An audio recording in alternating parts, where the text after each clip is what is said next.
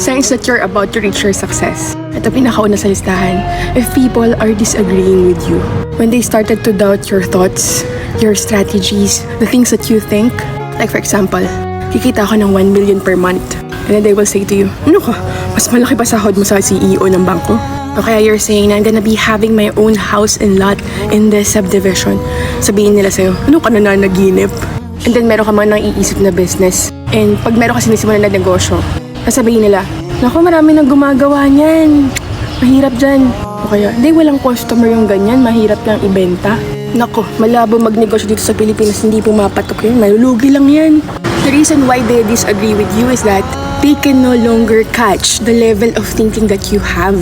Yung mindset mo nandito na, sa kanila nandito pa lang. So, hindi nila magagrasp yung thinking na meron ka. That is why they disagree with you. And you have to understand that not everyone will agree with you.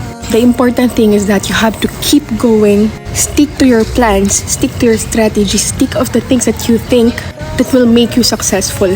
Pag nag-fail, tawanan ka nila, okay lang, bangon ka ulit. Nag-fail ulit, tawanan ka nila ulit, okay lang.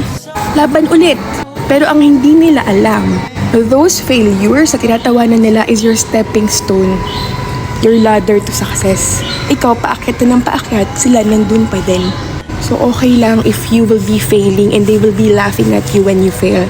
The mere fact that you started is already a success. So remember, if people are disagreeing with you and they doubt you, it's okay. Just keep going.